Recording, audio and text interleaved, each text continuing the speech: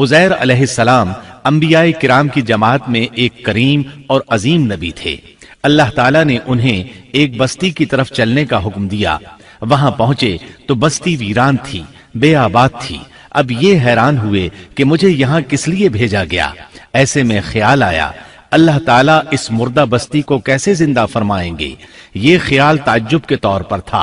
अल्लाह ताला सूरतुल बकरा आयत 259 में फरमाते हैं, या उस शख्स की मानिंद के जिसका गुजर उस बस्ती पर हुआ जो छत के बल औंधी पड़ी हुई थी। वो कहने लगा कि उसकी मौत के बाद अल्लाह ताला उसे कैसे जिंदा करेगा। तो अल्लाह ताला ने उसे भी मौत दे दी 100 साल के लिए। फिर उसे उठाया, पूछा तुझ पर कितनी मुद्दत गुजरी। कहने लगा एक दिन या दिन का कुछ हिस्सा।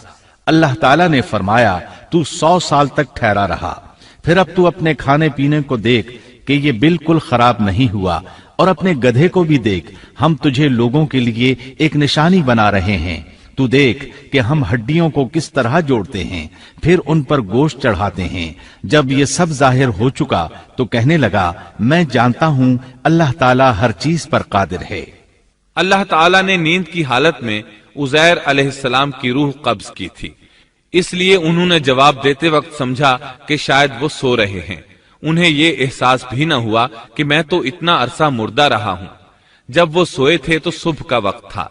जब दोबारा जिंदगी मिली तो असर के वक्त आंख खुली। इसीलिए अल्लाह ताला के सवाल के जवाब में उन्होंने कहा मैं एक दिन या दिन का कुछ हिस्सा सोया रहा हूंगा। अल्लाह ताला ने फरमाया अपने खाने और गधे को देखो, खाना बहुत जल्द खराब हो जाता है, लेकिन 100 साल गुजरने पर भी खाना बिल्कुल ताजा था, जबकि आपके गधे की हड्डियां बिखरी पड़ी थीं। अचानक उनके सामने देखते ही देखते हड्डियां हरकत करने लगीं, फिर जुड़ने लगीं। गधे का ढांचा तैयार हो गया तो उस पर गोश्त चढ़ने लगा। इस तरह गधा जिंदा हो गया और आवाज देने लगा। ये देखकर उज़ैर अलैहिस्सलाम पुकार उठे, वाकई मेरा परवरदिगार हर चीज पर कादिर है। उनकी इस आरजी मौत के दौरान वो बस्ती आबाद हो चुकी थी। उज़ैर अलैहिस्सलाम ने उनसे पूछा क्या तुम लोग उज़ैर को जानते हो। उन्होंने कहा जी हां, उन्हें फौत हुए 100 साल से जायद अरसा बीत चुका है।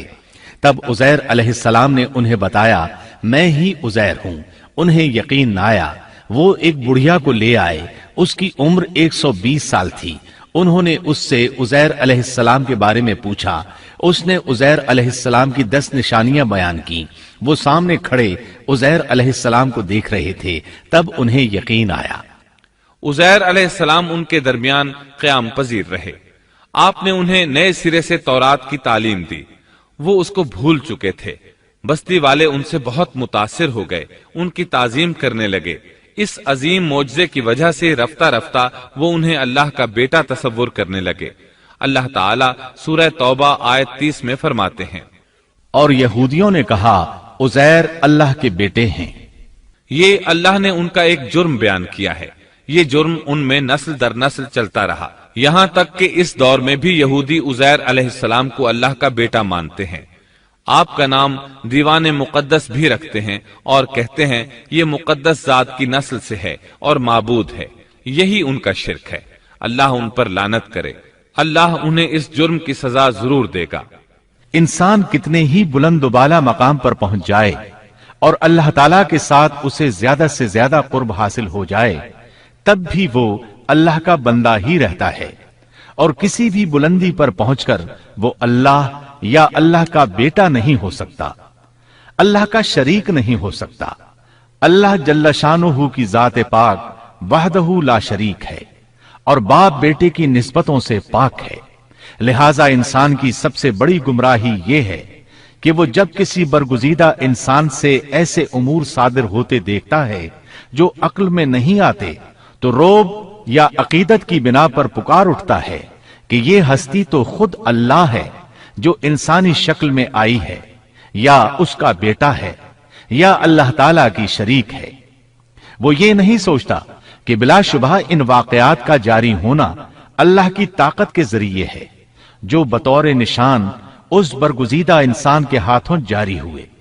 इसके बावजूद ये न अल्लाह है न अल्लाह का बेटा, बल्कि उसका एक पसंदीदा बंदा है। اور یہ امور اللہ تعالیٰ کے خاص قوانین کے تحت صرف اس کی تائید اور اس کی صداقت کے لیے ظاہر ہوتے ہیں، ورنہ وہ بھی اللہ تعالیٰ کے آگے اسی طرح مجبور ہے جس طرح دوسری مخلوق۔ قرآن کریم نے سیدنا عیسیٰ علیہ السلام کی حقیقت سورہ آل عمران کی آیت 59 میں اس طرح بیان کی ہے: اللہ کے نزدیک عیسیٰ علیہ السلام کی مثال آدم علیہ السلام کی سی ہے کہ اللہ نے انہیں مٹی سے پیدا کیا اور حکم دیا کہ ہو جا، اور وہ ہو گئے۔ مطلب یہ کہ اللہ کا بیٹا اگر کسی کو کہا جا سکتا تو آدم علیہ السلام کو کہا جانا چاہیے تھا، لہذا کسی نبی کے بارے میں یہ عقیدہ رکھنا کہ وہ اللہ کا بیٹا ہے بالکل فضول اور باطل ہے۔